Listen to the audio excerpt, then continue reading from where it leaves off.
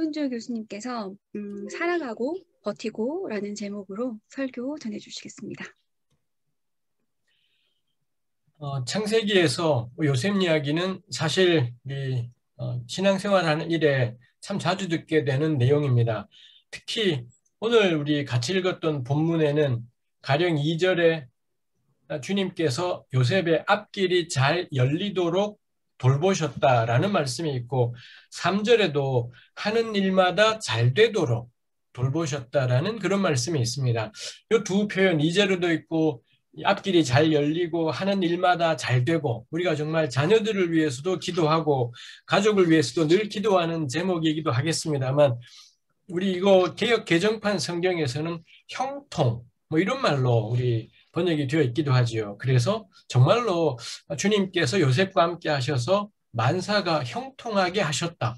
뭐 이런 내용이라고 할 수 있겠습니다. 제가 오늘 같이 나누고 싶은 것이 우리 요 짧은 본문을 생각하면서 요셉에게 있어서 형통이라는 게 무엇일지 주님이 앞길을 잘 열리게 하셨다라는 게 또 하는 일마다 잘 되게 하셨다라는 게 어떤 건지 생각을 해보려고 합니다. 우리 1절 첫머리는 요셉이 이집트로 끌려갔다로 시작하지 않습니까? 끌려갔고 그 다음에 사람들이 요셉을 팔았다라고 요셉은 끌려가고 팔렸고 뭐 이렇게 되어 있죠. 그래서 요셉의 삶은 선택할 수 있는 삶이 아니다라는 게 우리 1절에 나오죠. 내가 내 삶의 주인이 되어서 뭐 고생길이든 어떤 길이든 간에 내가 선택하고 내가 결정하고 살아가는 삶이 아니라 요셉은 전혀 의도하지도 않았고 원하지도 않았지만 끌려가야 되었었고 그 다음에 끌려간 다음에도 노예로 어떤 집에 팔리게 된다라는 것은 아마 뭐 상상하기 어려웠던 일이었을 겁니다. 그야말로 우리가 잘 아는 요셉의 삶은 그저 그에게 일방적으로 주어졌고 그리고 매우 폭력적으로 요셉에게 주어졌다라는 거 우리 알 수 있지요.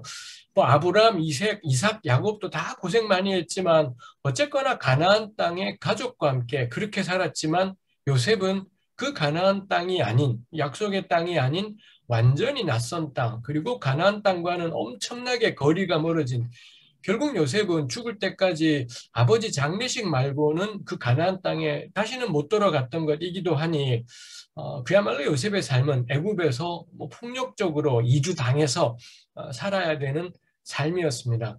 그 점에서 저는 어쩌면 요셉의 삶을 요즘 우리가 늘 생각하는 새로운 기준의 시대, 뉴노멀의 시대 뭐 이런 생각을 해볼 수 있지 않을까 싶습니다. 그 다음에 또 요셉 이야기의 특징이 요셉 스스로 신앙 고백 같은 걸 하지 않는다라는 점입니다. 아브라함, 이삭, 야곱은 전부 다 하나님을 만나는 경험이 있고요. 그리고 하나님을 만날 때마다 그 장소와 연관해서 하나님의 이름을 부르는 것이 있지요. 아브라함, 이삭, 야곱이 다 그런 경험들이 있습니다. 근데 요셉의 삶에는 자기 입으로 하나님을 고백하는 경우를 전혀 거의 찾아볼 수가 없습니다. 마지막에 가면 이제 형들하고 만나면 요셉이 형들이나 아버지나 이렇게 만나면 하나님 어쩌고 이야기가 나오지만 근데 그거는 한참 뒤의 이야기인 거고요. 끌려간 요셉이 이 수동 쪽으로 애굽에 내려가서 살게 되었던 이때 가족과 만나기 전까지는 또 가족과 얽히는 장면 말고는 요셉은 하나님 이야기를 일체 안 하면서 살아가는 것이 있더라라는 것입니다. 뭐 그 점에서도 요셉 이야기는 새로운 기준의 시대구나 싶은 거죠. 더 이상 입술의 신앙 고백으로 자신을 말할 수가 없는 시대. 그게 요셉의 시대이다 싶은 것이 있습니다. 우리 이 37장에 보면 요셉이 팔려갔다라는 것을 형들이 요셉을 애굽으로 넘겨버렸고 요셉의 피 묻은 옷을 가져가서는 아들 죽었습니다. 이렇게 했고 야곱은 정말 요셉이 죽었다고 생각하고 며칠을 울었더라. 그런 내용이 나옵니다. 그래서 요셉은 끝났구나 생각하지만 39장 1절에 가면 끝났다라고 죽었다라고 생각했던 요셉의 삶이 안 끝났고 애굽에서 쭉쭉 이어져 가는 것이 있지요. 그래서 하나님 백성의 삶은 뭐 요셉만 가지고 생각해 보자면 죽은 것 같았지만 피 묻은 옷으로 상징되는 죽은 것 같은 더 이상 이 땅에는 존재하지 않으니 끝났다 싶은 것이 있습니다만 끝나지 않았습니다. 저 멀고 먼 애굽 땅에서 요셉은 이 하나님 백성은 새로운 삶을 시작하고 있는 것이겠죠. 우리 2절에 3절에 그리고 여러 군데에서 주님이 요셉과 함께 하셨다라는 언급이 있습니다. 이것도 참 놀라운 거죠. 왜 하나님은 형들이 요셉을 죽이려고 할 때에는 아무것도 안 하시는 건지, 그때 함께 하셨다면 형들과 요셉이 화해하고 요셉의 어떤 행동이 형들에게 못마땅했는지, 뭐 형들은 왜 그렇게 하는지 얼마든지 그런 것이 있겠습니다만, 근데 하나님은 주님이 요셉과 함께 하셨다라는 언급은 그때는 나오지 않습니다. 막상 애굽에 팔려온 다음에 주님이 요셉과 함께 하셨다라고 이 말씀하시는 것이 있죠. 그거 생각하면 앞길이 잘 열리도록 돌보셨다도 이거 심란한 것인지요. 왜 주님은 여기 와서 앞길이 잘 열리도록 한담 싶은 거죠. 근데 2절에 결국 2절 전반절에서는 주님이 함께 하셔서 앞길이 잘 열리도록 돌보셨다. 그래서 어떻게 되었나요? 요셉은 그 주인 이집트 사람의 집에서 살게 되었다. 마치 그 집에 무슨 뭐 하숙으로 혹은 월세나 전세로 사는 것 같지만 그렇지 않지요. 종으로 사는 것이지 않습니까? 주님이 앞길을 잘 돌보셔서 결과가 뭐냐? 남의 집에 종으로 살게 되었다. 이게 앞부분과 뒷부분이 들어맞는 말이냐? 싶은 생각도 하게 되는 거죠. 그래서 이 창세기를 이렇게 적어 가시는 분들은, 그리고 우리의 신앙의 선배인 고대 유대인들은 뭐를 하는 주님이 형통케 하신 거라고 생각하는 걸까 싶은 생각을 하게 되죠. 요셉이 어떤 마음일지는 창세기에는 안 나옵니다. 안 나오고 제가 생각할 때 요셉이 어떤 마음이었을지를 알려주는 것이 이제 뒤에 가면 몇 군데 힌트가 나오는 게 있습니다. 가령 요셉이 나중에 애굽의 총리 대신이 된 다음에 결혼하고 자식을 낳지 않습니까? 첫째 아들을 낳고서는 그 아들 이름을 므낫세라고 그렇게 짓습니다. 이 므낫세가 뭐 들어올림 이런 뜻인데, 문맥에서는 들어올리다 보니 기억을, 사람들의 괴로운 기억을 들어올리다 보니 잊어버림, 뭐 이런 의미로 쓰여서 요셉이 왜 첫째 아들의 이름을 므낫세라고 지었는가 하면, 하나님이 나의 모든 고난과 내 아버지의 온 집안 일을 잊어버리게 하셨다. 이런 의미로 첫째 아들을 낳고서는 잊어버림, 므낫세라고 지은 거죠. 거기에서 우리가 짐작할 수 있는 게, 이 양반 겁나 괴로웠구나. 내 모든 고난과 내 아버지의 온 집 일, 내 아버지의 온 집 일이 무엇일까요? 아마 요셉은 애굽에 내려간 이래 계속 기다렸던 게 가족이었을 겁니다. 당연하지 않겠어요? 요셉 스스로는 설마 형들이 자기 죽었다라고 말했을 줄은 몰랐고, 아버지가 알면 또 형들이 나중에라도, 이게 인간이라면 나중에라도 뉘우치고 요셉을 찾으러 오지 않을까, 당연히 그 생각을 했을 겁니다. 아마 요셉이 애굽에 살면서 아마도 몇 년 동안은 계속 그 팔레스타인 방향을 바라보면서 혹시라도 오늘 아버지가 짠, 형들이 이제라도 짠, 그 감격의 상봉, 뭐 이런 것들 저는 기대했을 거다 싶습니다. 근데 오지 않았죠. 아무도 오지 않았고, 요셉으로서는 납득이 안 될 겁니다. 어떻게 사람이 그럴 수가 있지? 어떻게 사람이라면 동생을 이렇게 해버리고 이렇게까지 그럴 수가 있지? 아마 요셉으로서는 납득이 안 되는, 우리 요즘으로 하는 말로는 정말 트라우마가, 요셉에게는 어마어마한 트라우마가 됐을 겁니다. 창세기 39장, 40장에 안 나와요. 41장에 가면 결혼해서 자식을 낳은 다음에야 요셉이 이 고백을 바깥으로 말을 해서 내 아버지의 온 집 일을 잊게 하셨다. 이 41장 51절에 그런 표현이 있습니다. 또 하나가 내 모든 고난과, 요셉이 무슨 천하무적이라서 괜찮았던 게 아니라 너무 괴로웠고 너무 고통스러웠던 시간인 거죠. 근데 이게 자식 놓고는 있게 돼요. 제가 아까 예배 전에 제 딸 얘기도 했습니다만, 그게 뭐 그런 점도 있는 것 같습니다. 자식을 놓고 보니 제 주위에 결혼하지 않고 살아가는 형제 자매들이 많기 때문에 자식 이야기하는 게 우리 그분들이 보시기엔 겁나 싸가지 없는 일이기도 하지만, 하여튼 저한테는 자식이 있고 이 자식을 놓고서는 제가 부모가 되고 나니 제가 부모에게 어떤 자식이었는지, 정말 나쁜 자식이었구나라는 걸 내 자식을 보면서 이 자식이 얼마나 나빴는가를 생각하게 되는 것이 있기도 했었습니다만, 하여튼 그 41장 51절에서 요새 겁나 힘들, 이 양반 진짜 괴롭고 고통스러운 삶이었구나 싶은 거고요. 42장 21절에 가면 형들이 찾아오잖아요. 그럴 때 이 형들이 자기네끼리 막 왜 우리가 애굽에 곡식 구하러 왔다가 이렇게 힘든 거지 하면서 형들 중에 한 명이 그래요. 우리가 동생을 구덩이에 쳐놓고 그 동생이 너무 괴롭다고 소리 지르는데도 우리가 모른 채 했지 않냐고. 그 벌을 지금 받나 보다. 뭐 이런 식의 이야기를 형들이 해요. 그걸 요셉이 이제 이 자기네 히브리 말을 자기네들이 그때 하던 말을 못 알아듣는 줄 알고 자기끼리 그런 말을 하고 요셉이 그걸 알아듣고서는 딴 방에 가서 펑펑 울었더라. 뭐 이런 내용이 있습니다. 거기도 역시 요셉이 얼마나 괴로웠는가가 나와 있지요. 뭐 39장에는 이런 정말 은혜로운 말들, 주님이 함께 하셔서 앞길이 잘 열리게 하셨다. 요즘에 겁나 기쁘고 행복하게 살아갔겠다 싶지만 안 그랬다라는 것. 너무 괴롭고 고통스러웠던 시간을 요셉이 아마도 한 10여 년 걸리는 세월들을 한쪽으로는 어마어마한 마음의 고통 가운데 걸어갔던 것일 겁니다. 요셉의 고통이 아까 나의 모든 고난이라는 표현이 41장 51절에 있다 했지만 가족만은 아니었겠지요. 우리 39장의 나머지 내용 전개를 알지 않습니까? 요셉이 정말 열심히 살았는데 결국 누명을 뒤집어 쓰고 제대로 살려고 하다가 누명을 뒤집어 쓰고는 감옥에 갇히게 되는 뭐 이런 일들까지도 겪지 않습니까? 우리 6절까지 읽었지만 보디발이 막 전부 다 맡기고 요셉 겁나 신뢰하고 뭐 이런 내용들이 있지 않습니까? 근데 보디발의 아내가 요셉을 유혹하는 일이 있었고 그러고는 누명을 뒤집어 씌우잖아요. 39장 14절에 보면 이 보디발의 아내가 요셉에 대해서 그런 말을 하는 게 있습니다. 14절에 이것 좀 보아라. 주인이 우리를 웃음거리로 만들려고 이 히브리 녀석을 데려다 놓았구나. 거기서 뜬금없이 요셉을 가리켜 히브리 녀석 뭐 이렇게 표현하지 않습니까?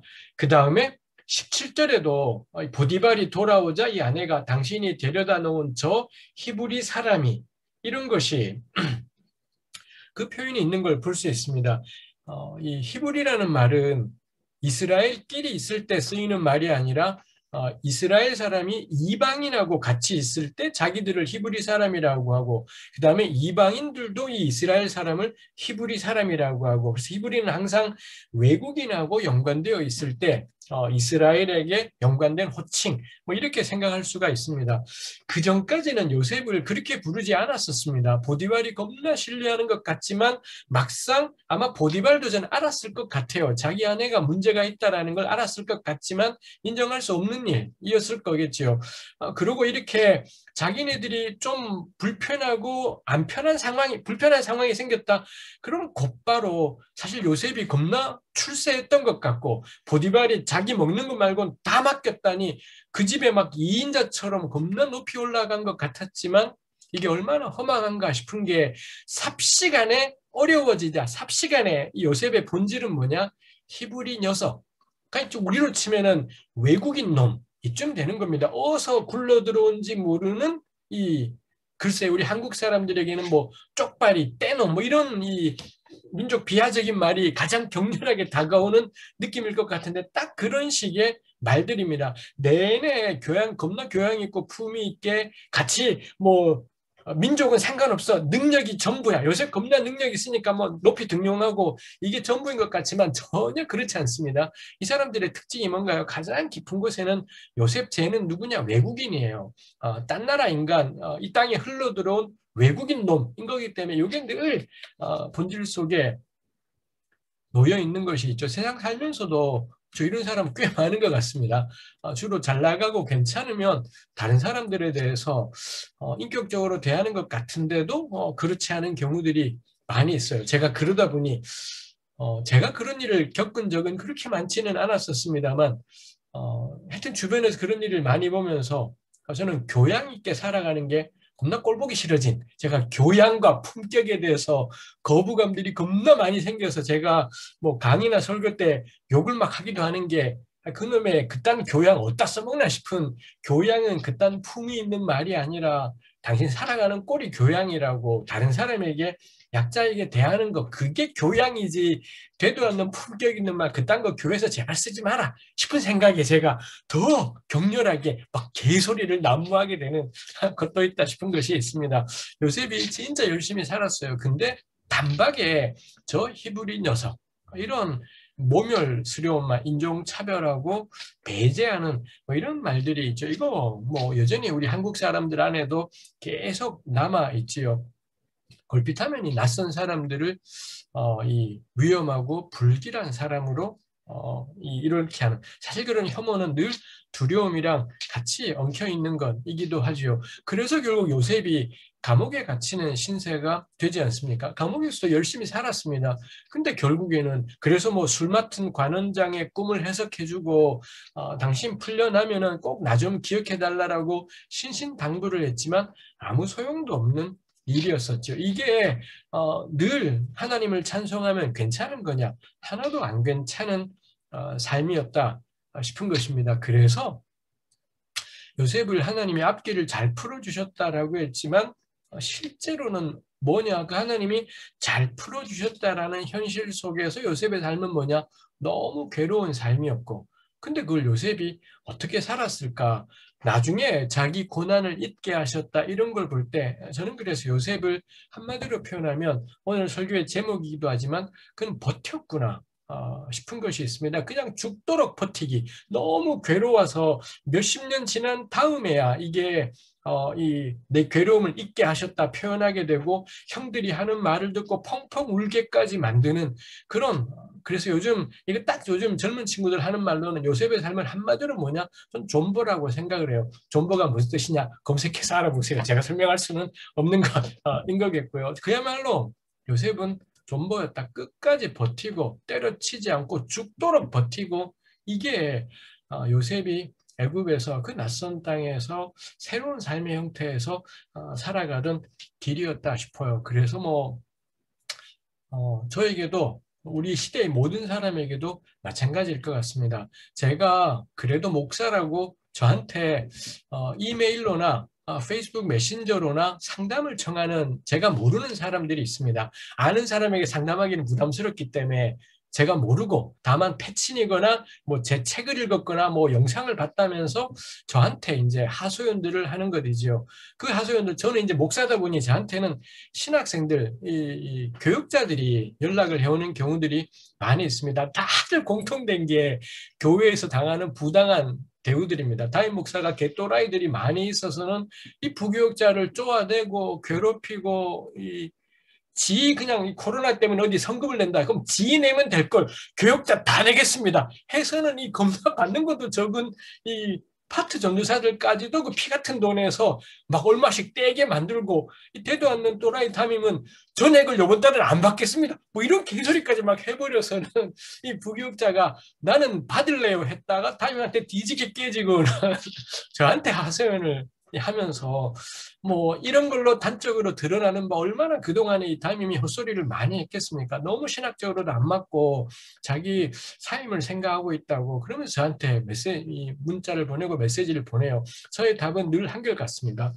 존버해라. 끝까지 버텨라. 나쁜 놈이 널 자르기 전까지는 네 손으로 사표 내지 말라고. 그 양아치 같은 새끼들이 그 새끼들이 삽 자르면은 그러고 나가야 되지. 절대로 자르기 전까지 네 손으로 사표 내지는 말라고. 그 양아치 같은 놈들의 돈 다 받아먹고 그걸로 부귀영화를 누려라 싶은데 부귀영화를 누리기에 너무 작게 주기 때문에 부귀영화를 못 누리지만 절대 네 손으로 사표 내지 말고 다른 데 옮겨갈 때가 있을 때까지는 끝까지 버텨라고. 그리고 당신이 맡은 중고등부 아이들도 있고 청년부 형제 자매들도 있으니 그 사람들을 사랑하고 그 사람들 그 담임 목사의 해로운 가르침으로부터 그 아이들을 지켜내라. 그 청년들을 그 단목에 말도 안 되는 헛소리로부터 교우들을 지켜내라. 교우 신방하고 지켜내고 끝까지 존버하라고 제가 그렇게 늘 당부해요. 근데 어렵습니다. 그러다가 버티다 못하면 결국에는 나가야 될 때가 뭐 오기도 하고 대개는 행복하게 끝나지 않습니다. 존버하다가 결국 막판에는 결국 에이 도저히 못 있겠다 하고 사표 내고 나오게 되는 이런 것들이 있습니다만 뭐 제가 요셉을 오늘 나누면서 그 생각이 듭니다. 주님께서 그 얘기를 잘 풀리게 하셨지만 실제로 요셉의 삶은 죽도록 버티기였을 거다 싶은 것이 있습니다. 특이하게도 근데 39장은 요셉의 그 버티기를 괴로움을 표현하지를 않습니다. 39장 1에서 6절까지 우리가 읽었던 말씀은 너무 행복해요. 너무 행복하고 은혜롭고 평안한 내용들로 가득 차 있는 것이 있습니다. 이것도 참 특이하다 싶어요.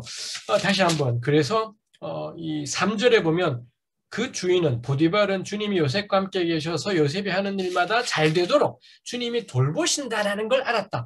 요셉이 하는 일마다 잘 되었다. 하는 일마다 형통했다라고 합니다. 대체 요셉이 무슨 일을 했을까 싶은 거죠. 요셉은 팔려온 종이고요. 아마 처음에는 애굽 말도 못했을 거겠고 아마 살면서 애굽어를 배우고 그랬겠지요. 이렇게 팔려왔던 이 당시 아마 17 정도였을 겁니다. 요 10대 후반의 청소년이 자기네 애굽 말도 못했을 때 이 팔려온 외국인 청소년이 어떤 일들을 할 수 있었겠습니까? 아마도 보디발 집에 가장 하찮은 자질구레하고 잡다한 일들 이런 일들을 요셉이 했을 겁니다. 뭐 마당 쓸고 청소하고 뭐 온갖 심부름하고 이랬지 않겠습니까? 근데 요셉이 하는 일마다 하나님이 잘 되게 하셨대요. 겁나 궁금하잖아요. 마당을 어떻게 쓸면 보디발이 보는데 우와 저 친구의 하나님이 저 친구를 정말 지켜주시는데 도대체 마당을 어떻게 쓸면 보디발이 그런 걸 느꼈을까? 심부름은 너 가서 담배는 뭐 하여튼 뭘 하나 사와라. 그랬더니 요셉이 심부름을 해서 그걸 딱 사왔습니다. 그걸 보디발이 보더니 우와 너네 하나님이 널 지켜주시는 걸 뭘 어떻게 심부름을 하면 그렇게 이 보디발이 보았을지 모르겠습니다. 다만 제가 이 주목하고 싶은 것이 보디발이 요셉에게 하나님이 함께한다. 당연히 보디발은 요셉의 하나님이 누군지 몰라요. 근데 고대 사람들은 누구나 다 종교를 가지고 있었으니 이 팔려온 이 외국인 이 친구도 자기네 종교가 있었을 거고 근데 이 친구가 그 허드렛 일을 하는 걸 보고서는 창세기 저자는 그렇게 표현한 거예요. 보디발이 보기에 와 쟤네 신이 쟤랑 함께 하는구나. 제가 하는 모든 것에 잘 되게 하시는구나. 이렇게 느낄 정도로. 근데 실제로 했던 일은 뭐냐? 허드렛 일, 겁나 자질구레한 일, 온갖 잡다한 일들. 누구나 한 칸만 위로 올라가면 안 하고 싶은 일들. 이런 일들을 요셉이 해냈고 그걸 보고서는 어라 하나님이 함께하네 이랬다라는 거죠. 이 하나님이 요셉이 하는 모든 일을 잘되게 하셨다라는 것이 나오는 또 다른 데가 23절입니다. 39장의 가장 마지막 절. 요셉이 감옥에 갇히잖아요. 감옥에 갇혔더니 23절에 간수장은 요셉에게 모든 일을 맡기고 아무것도 간섭하지 않았다. 그렇게 된 것은 주님께서 요셉과 함께 계시기 때문이며 주님이 요셉을 돌보셔서 그가 하는 일은 무엇이나 다 잘되게 해주셨다. 감옥에서도 요셉에게 모든 일을 간수가 다 맡겼고 하는 일이 다 잘되었대요. 여러분들 감옥 가보신 적 있습니까? 젊은 날에 뭐 하다가 유치장에도 몇 번 가고 그랬던 적이 있습니다. 거기서 간수들이 무슨 일을 하나요? 하는 일이 없습니다. 죄수들이 떠들면 조용히 해 이 자식들아 이거 하는 거고요. 그 다음에 배식, 방마다 밥 퍼날라 주기 이거 하는 거고요. 그 가운데 누가 죄수들 면회가 왔다. 그럼 몇 번방 가서는 그 죄수 데리고 나와서는 쭉 걸어가서는 면회시켜주고 이게 간수들이 하는 일의 다인 겁니다. 고대 감옥 제가 모르겠습니다.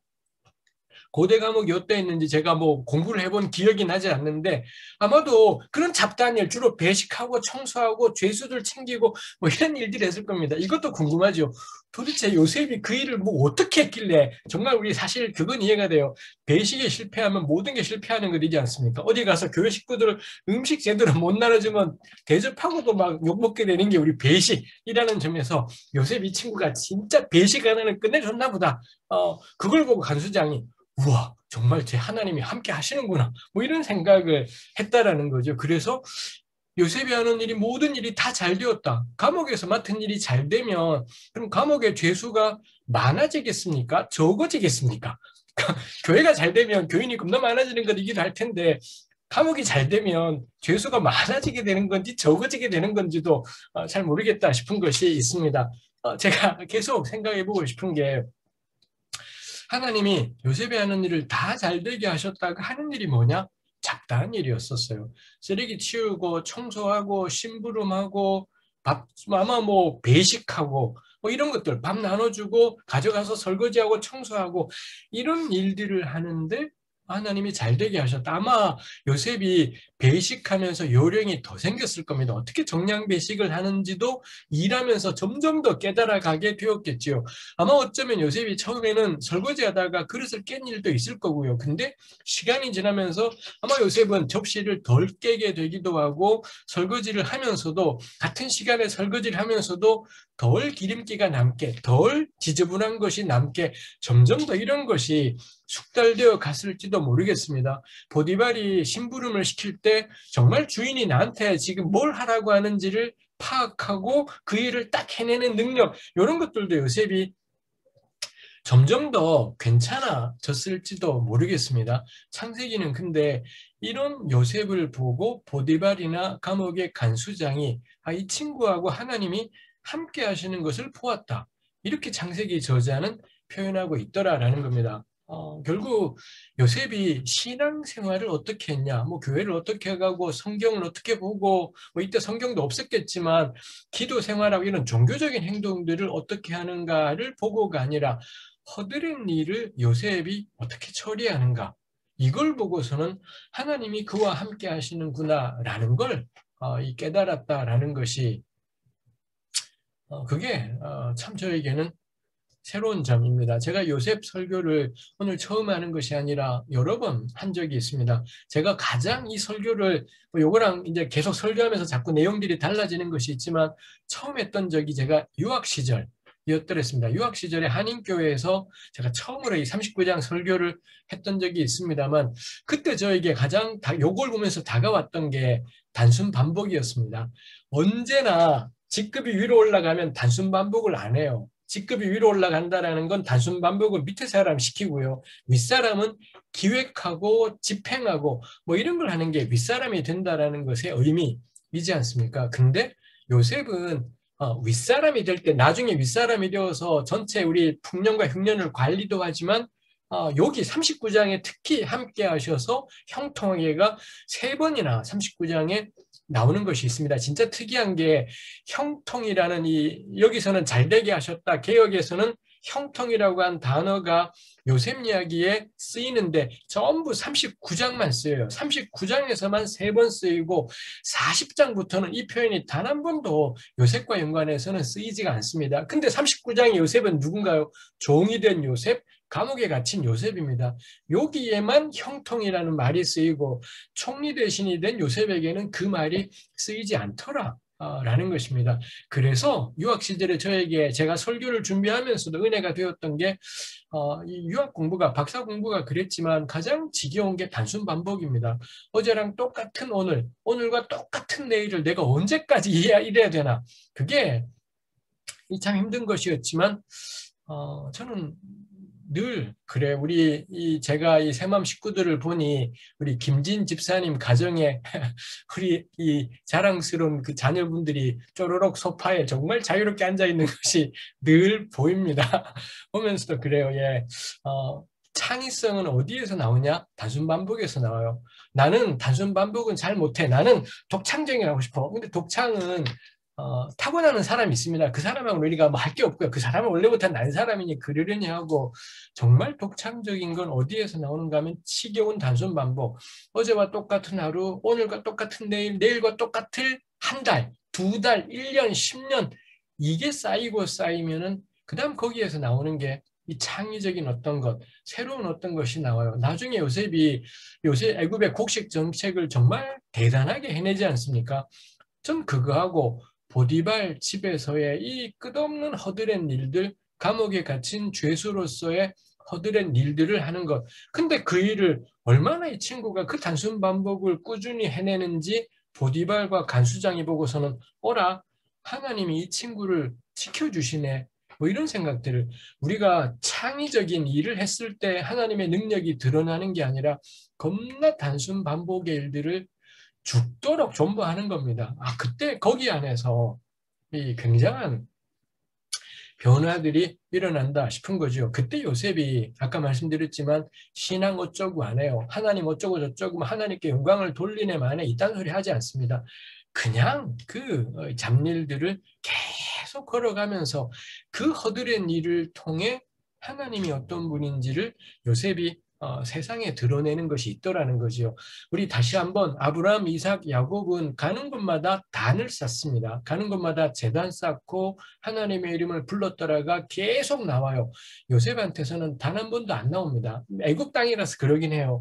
애굽 땅에 가니까 더 이상 이제 단을 쌓지는 않습니다만 좀 그거대로 우리에게 말해주는 바가 있습니다. 이제 요셉에게 필요한 건 가는 곳마다 예배하는 삶이라기보다는 가는 곳마다 허드렛 일을 어떻게 해낼 거냐, 가는 곳마다 이 잡다한 지겨운 반복을 어떻게 버텨낼 거냐, 그걸 통해 하나님이 누구이신지, 하나님께서 어떤 분이신지를 드러내는 것이 있겠다 싶고, 저는 어쩌면 그게 저도 잘 모르겠습니다. 이 코로나로 바꿔버린 뉴노멀의 시대에 개신교는 어떻게 존재할 거냐, 이제 신앙 고백 좀 그만해라, 가는 곳마다 예수님 어쩌고 저쩌고 이런 전도 좀 그만 좀 해라, 허드렛 일 잘해라, 이 머리가 된다라는 게 그 머리가 전부 어떤 조직에서 전부 윗대가리가 되는 것이 아니라 그냥 잘 깔아주고 그러면서 거기서 잘 버텨내고 그 허드렛 일을 통해 이 하나님이 어떤 분인지를 드러내는 게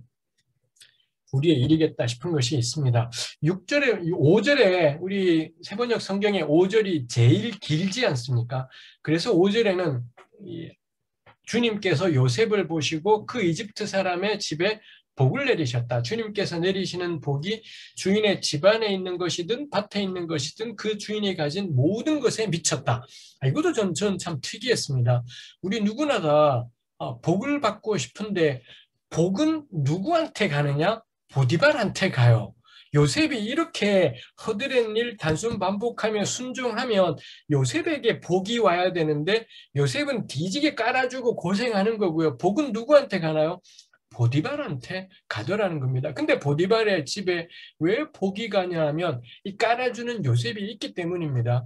이 허드렛 일을, 이 일상을 예수님 어쩌고 안 하면서 그 일상을 지겹도록 살아가는 요셉이 있어서 그 요셉 때문에 복은 누구에게?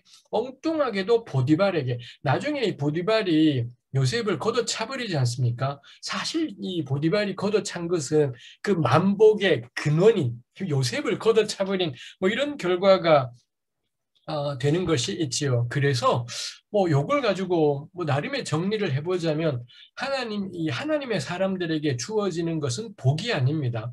하나님의 사람들에게 주어지는 건 하나님이 함께하는 삶.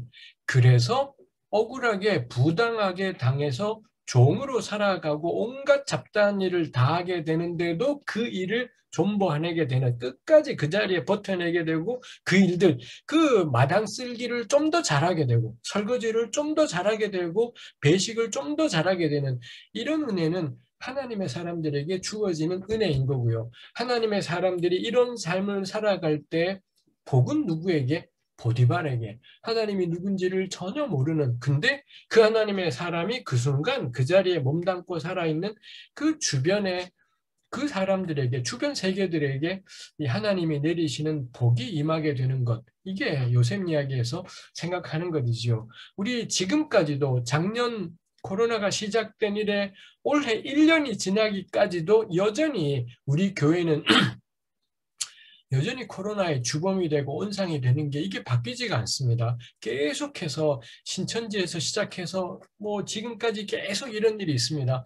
우리 누구나 다 알잖아요. 교회가 세상의 복의 근원이기는커녕 민폐의 근원이 되어버렸고 세상에 이 수많은 자영업자들을 절망하게 만드는 중심이 되어버린 것이 있습니다. 이게 뭐 그 나쁜 교회들만의 문제이지 않습니다. 제가 속한 일산은혜 교회도 그렇고 뭐 새만 공동체건 어디건 우리 삽시간에 이 코로나의 온상이 되는 게 사실은 운의 문제이지 저는 그 사람들이 나쁜 것, 뭐, 인터코벤만이 문제라서 그 IM 선교인지 뭔지만의 문제는 아닐 것 같은 이야기다 싶은 것이 있습니다. 근본적으로 우리네 교회의 존재 형태가 복의 근원이 아닌 것인 겁니다. 우리네 방식이 세상의 복의 근원이 아니고 교회 다니는 사람끼리는 겁나 행복한데 바깥 사람들에게는 이 민폐가 되어버리는 이게 저는 오늘 이 코로나 상황과 연관해서 우리 개신교의 존재의 근본에 뭔가 문제가 있는 것이 아닌가 싶은 생각을 하는 거죠. 근데 요셉 같은 경우는 자기는 누명 쓰고 너무 괴로운 삶을 살지만 근데 그 신앙 안에서 주님이 길을 열어주셨다. 뭐든지 잘 되게 하셨다. 스스로 그렇게 고백을 하고 근데 복은 정작 다른 사람들에게 임하는 이런 일들이 있더라라는 것입니다. 이 말씀을 마무리하려고 합니다. 요셉은 그냥 살아가요. 정말 살아가는 게 하나님의 사람의 특징이구나 싶습니다. 애굽을 곧 떠날 세상으로 여기며 살아가는 것이 아니라 천년만년 애굽에 살 것처럼 그렇게 그냥 그곳이 너무 당연한 자기 삶의 한 부분인 것처럼 그렇게 요셉은 살아가고 있는 사람, 그러면서 버티고 있는 사람이다 싶습니다. 제가 최근에 이 레위기 관련 책을 썼지 않습니까? 책을 쓰고 나면은 생기는 부작용 중에 하나가 이제 알라딘에 들어가서 내 책이 몇 등쯤 하지, 얼마나 팔리지, 뭐 이런 걸 보는 부작용이 있습니다. 요거 이제 한 달 정도 가는 일입니다. 그 정도 지나고 나면 이제 뭐 신경도 안 쓰게 됩니다만 제가 보면서 놀라게 되는 게 최근 제가 다른데 알라딘하고 이 갓피플 요 두 군데를 보았습니다만 놀랍게도 제가 쓴 레위기보다도 훨씬 더 잘 팔리는 책이 뭐냐? 목적이 이끄는 삶이었습니다. 그 릭 워런의 목적이 이끄는 삶, 그거 언제 나온 책이냐? 2000년대 초반에 나온 책, 지금부터 한 뭐 거의 20년 전에 나온 책인 겁니다. 근데 그 책이 지금 알라딘에서도 그렇고 1등, 2등, 3등 뭐 이러는 것 안에서 이 목적이 이끄는 삶이 쓸고 있더라라는 거죠. 제가 그걸 보고 너무 놀랐습니다. 왜 이 책? 첫 번째 저의 추리가 어떤 대형교회에서 연초 선물로 이 책을 대량 구입했을 가능성은 있겠다 싶은 것이 있습니다. 그럴 가능성이 있겠고요. 근데 이게 문제는 일주일이 넘도록 그 책이 상위권에 있는 겁니다. 그러면 한 교회에 선물은 안 되고 대형교회 양아치들이 다 선물하기로 작정을 했나 싶은 생각이 들기도 합니다만 그건 아닐 것 같고 그럼 뭐냐 했을 때 두 번째 제가 생각이 된 게 연초다 보니 연초고 다들 삶이 막막하잖아요. 그럼 올 한 해 우리 연초에 늘 성경 통독하자. 창세기 또 읽고 또 읽듯이 연초부터 그럼 내가 내 삶을 한번 제대로 좀 살아가 보자 했을 때 그때 딱 붙잡고 갈 만한 게 목적이 이끄는 삶. 요거 왜 우리 40일 동안 할 수도 있고 막 그런 게 있지 않습니까? 그래서 이 책을 다시 한번 보면서 제대로 내 삶을 목적이 이끄는 삶을 살아가 보자. 뭐 새해라서 그랬던 것이 아닐까 또 삶이 너무 힘들어서 이랬던 것이 아닐까 싶은 생각이 드는 것입니다. 이 목적이 이끄는 삶, 영어로는 우리 싸가지 없지만 영어로는 purpose driven life입니다. purpose가 몰고 가는 삶, 뭐 이렇게 되어 있는 거죠. 요셉은 목적이 이끄는 삶이었을까? 그게 또 제가 설교 이제 결론으로 나누고 싶은 것입니다. 요셉에게는 그 망할 놈의 비전이라는 게 있었을까? 요셉은 삶의 목적이 있었을까? 저는 없었다라고 확신합니다. 우리 보통 요셉을 드리머라고 이 양반이 꿈을 많이 꾸다 보니 드리머라고 이렇게 부르기도 하지만 요셉은 자기 꿈을 간직하며 살아간 사람이었다라고는 저는 생각되지 않습니다. 요셉을 특징짓는 가장 중요한 그냥 살아갔던 것. 자기가 전혀 원하지도 않는데 폭력적으로 낯선 땅에 처해졌고 노예로 살아야 되었고 그는 정말 한순간 한순간을 그저 살아가는 것 밖에는 그리고 버텨내는 것 밖에는 할 수 있는 게 없었던 사람. 전 그 사람이 요셉이었다 싶은 것이 있습니다. 요셉은 결코 목적이 이끄는 삶이 아니라 저는 목적이 이끄는 삶, 저도 역시 젊은 날에 비전을 꿈꾸며 살았던 사람으로 생각해 보게 될 때 목적이 이끄는 삶을 사는 사람들은 주변이 보이지 않아요. 옆에 있는 사람들이 보이지도 않고요. 자기 목적에 이끌려서 목적이 막 밀고 가며 살다 보니 아무것도 돌아보지 못하고 사는 것들이 있습니다. 저는 그리스도인은 목적이 이끄는 삶을 살아서는 안 된다 생각을 해요. 바꾸자면 이 퍼포스 드리븐 라이프를 바꾸자면 라이프 드리븐 퍼포스, 이게 맞겠다. 삶이 이끄는 목적, 살다 보니 소망도 생기고 살다 보니 우리 교회 식구들을 만나고 우리 신앙에 대해서 개인적으로는 절망하다가도 예수님 때문에 변화되는 우리 곁에 형제 자매들이 있잖아요. 신앙생활하면서 말씀 묵상하다가 찬송하다가 은혜 받고 우리 기뻐하는 형제 교회 식구들을 볼 때 그게 우리에게 얼마나 큰 기쁨이 되었습니까? 그런 교회 식구들을 볼 때 마음에 소망이 생기고 내가 뭐라고 말씀을 나누었더니 그 말씀이 은혜가 되어서 믿음을 붙잡고 살아가는 우리 지체들을 볼 때 그게 우리 삶에 얼마나 큰 소망이 되었습니까? 전 그 점에서 소망은, 목적은 삶에서 나와야 되는 거지, 살다 보니 사람에 대한, 세상에 대한 소망이 생기는 거지. 퍼포스 드리븐 라이프는 우리는 우리 신앙을 정말 비정하게 만들고 비인간적으로 만들어가는 거다 싶은 것이 있습니다. 목적이 이끄는 삶을 살지 말라고. 삶이 먼저지, 살아가는 게 먼저고, 어떻게든 내가 왜 이렇게 살아야 되는지 모르겠는데, 왜 내가 이렇게 죽도록 고생해야 되는지 모르겠는데, 죽을 수는 없으니까 어떻게든 오늘도 버티고 내일도 버티고, 그러다 보니 그렇게 몇십 년을 가다 보니 삶에 작은 소망이 하나 생기고 꿈도 생기고, 좀 그게 맞는 것 이겠다 싶습니다. 이 말씀에 끝입니다. 한 주간도 잘 살아가시고 존버하시고 끝까지 버티고 때려치지 말고, 누가 날 자르기 전까지는 나 그 자리에 끝까지 있는다. 이 나쁜 놈들아, 나 절대 사표 안 내고 끝까지 그 자리에 있을 거야. 끝까지 살아가고 버티는 그런 복들이 저에게, 우리 모든 새맘 교우들에게 있으면 좋겠습니다. 기도하겠습니다. 하나님 아버지, 이 순간에도 길어진 코로나 상황 속에 살아가는 것이 정말 힘겹고 버거운 사람들도 많이 있고 어려움을 겪는 사람들이 많이 있습니다. 하나님, 우리를 불쌍히 여기시사 우리가 강제적으로 이러한 상황 속에 놓여 있습니다. 살아갈 힘을 모든 사람들에게 주옵소서.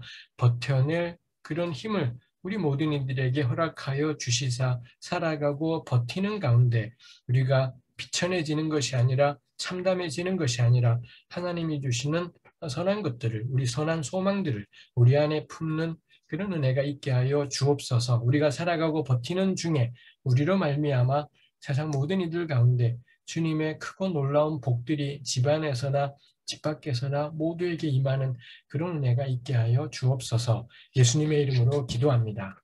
아멘.